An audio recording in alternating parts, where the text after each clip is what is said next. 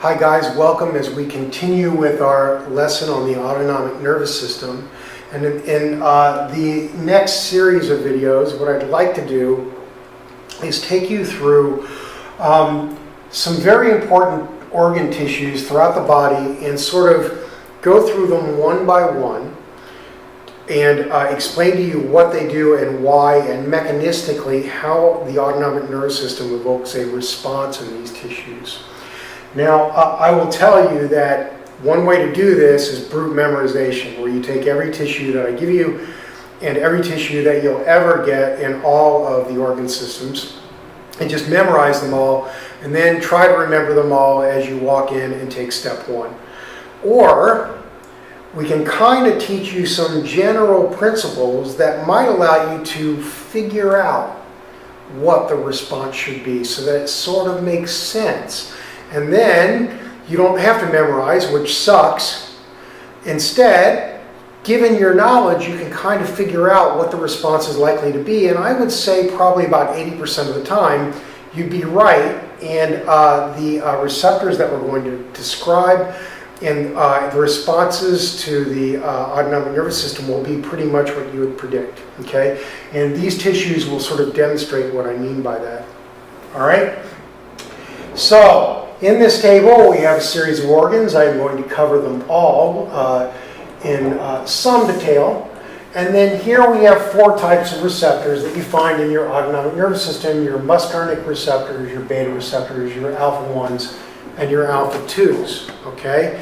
And what we're going to do is we're going to go through each of these tissues, and we're going to look at how each of these receptors work, and then we're going to try to go through some general principles that you can use, some general ways you can try to figure out what these tissues are likely to do, or at least you can get, at least to some extent, so far with them. Let me show you what I mean as we go. So let's start with the heart. Most important organ, as far as I'm concerned, certainly very, very important for the cardiovascular system and for this block. Alpha receptors are basically not there. They are there, I will tell you that, but their function is not really very well described. Whatever it is, it doesn't have much effect on the heart in terms of heart rate or force of contraction, which is what we're concentrating upon here. So for our purposes, for the purposes of the physiology, these don't exist in the heart, okay? I'm just telling you, in reality they do, but they don't do, people don't really know what they do. Whatever it is, it's not a significant response in terms of what we're concerned with here. Muscarinic agonism, usually associated with the parasympathetic nervous system and the secretion of acetylcholine. We have bradycardia, slower heart rate, and decreased stroke volume, okay? These are your classic parasympathetic responses in the heart. We just went through the baroreceptor reflex in the last video. Beta agonism, beta 1, mostly beta 1. There are some beta 2s. Nobody really knows functionally why they're there, and as you're going to find out in a minute, for our purposes, it doesn't really matter. Tachycardia and increased stroke volume, okay? So those are your general responses. Now let's take a look at how that happens. First of all, let's look at heart rate, okay? Here's your SA nodal action potential. I know we haven't gone over the action potential in great detail yet. We will, more detail than you ever wanted to know.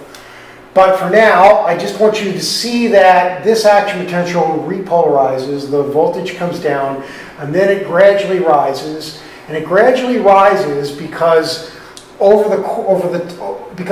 time, what this membrane is doing is it's allowing positive charge to come into the cell, making the inside of the cell positive relative to the outside. And as the inside becomes more and more positive, your membrane voltage rises and becomes less negative until it hits the threshold potential. At the threshold potential, you fire an action potential. The faster this rise, the sooner you hit threshold, and the faster you'll generate an action potential, which means the faster your heart rate will be. So things that increase heart rate will increase this rise, increase that rate of rise, and generate an action potential faster, or it will decrease the threshold potential, which will generate an action potential faster because this rise doesn't have to go as far before it throws an action potential, okay? So having said that, let's talk about the sympathetic response in the SA node, the sinoatrial node. First of all, we have norepinephrine binding to your beta receptors, your beta-1 receptor primarily, okay? Largely beta-1. This stimulates the G protein GS. S stands for stimulation. And the reason it has the moniker S for stimulation is because it stimulates adenylyl cyclase, which generates cyclic AMP. And then cyclic AMP is going to increase protein kinase A activity, and the combination of the increased cyclic AMP and the increased pKa is going to do two things. The cyclic AMP actually acts directly upon this channel, which we call the pacemaker channel. And this pacemaker channel, look what it does. It brings sodium into the cell, okay? The net flux of ions through this channel, it does allow potassium to go out, but the next net flux will be, the net effect will be to bring sodium in, which adds positive charge to the inside of this membrane. This channel adds positive charge to the inside of the membrane during this phase of the action potential, which is gradually rising. The faster you bring positive charge into the cell, the faster this membrane potential rises, the faster you hit threshold, and the higher your heart rate. Okay? The other thing this does, pKa phosphorylates the L-type calcium channel in SA nodes. What that does is it lowers this threshold potential so that this rise doesn't have to get as far before it throws an action potential, which also increases heart rate. So the net effect of the sympathetic nervous system, increased heart rate. Okay? On the parasympathetic side, we have acetylcholine binding to M2 muscarinic acetylcholine receptors. Okay? That activates GI. Okay? I stands for inhibitory. It's inhibitory because it inhibits adenylyl cyclase. If you inhibit adenylyl cyclase, you decrease cyclic AMP. If you decrease cyclic AMP, you have the exact opposite response of the sympathetic response. That is, you decrease opening of this channel, and this rise becomes more gradual, and it takes longer to hit threshold, and you decrease calcium influx through the L-type calcium channel, which means your threshold potential becomes less negative or goes up, and it becomes harder to hit that threshold potential. You have to rise farther. Both of those things decrease heart rate. The other thing this is an additional effect. The parasympathetic nervous system opens a potassium channel in the membrane of the SA node. It's an acetylcholine-gated potassium channel. That lets potassium flow out of the cell. So I'm losing positive charge. The inside of my cell is becoming, it's still becoming more negative during this phase, more positive during this phase, but it's doing it at a much slower rate because I'm losing potassium. So potassium efflux slows this rise down, and it takes longer to get to threshold, and you decrease your heart rate. That's how the autonomic nervous system controls heart rate. It is the controller of heart rate in your body. Okay. Muscarinic receptors, M2 muscarinic receptor, beta receptors, primarily the beta-1 receptor. All right, let's talk about the contractility, or the increase and decrease in the force of contraction in cardiac muscle that these evoke. On the sympathetic side, norepinephrine binds beta-1 primarily. You activate GX, stimulatory. GS stimulates adenylyl cyclase, and that increases cyclic AMP, and that increases PKA activity. Different cells, these are cardiac myocytes, atrial myocytes. The previous slide was the SA node. Two different cells, same second messenger system, same activation of PKA, and now our targets are the L-type calcium channel again. We bring more calcium into the cell. We stimulate more calcium to be released from the SR. The increase in calcium binds to troponin C. We get an increase in the contractile response because we've increased calcium influx across the sarcolemma. We also get phosphorylation of a protein called phospholamban. This protein ordinarily inhibits the SR calcium pump. Phosphorylation of it relieves that inhibition, so we stimulate SR calcium pump activity by increasing PKA. That does two things. It causes you to accumulate more calcium in the sarcoplasmic reticulum, which means you'll release more, okay? And at the same time, it increases the decline in calcium during diastole, which means that you'll relax faster, which at a high heart rate is something that you want to be able to do. You want your muscle to relax faster so that it'll be ready to contract again at the higher heart rate. Finally, PKA phosphorylates troponin I.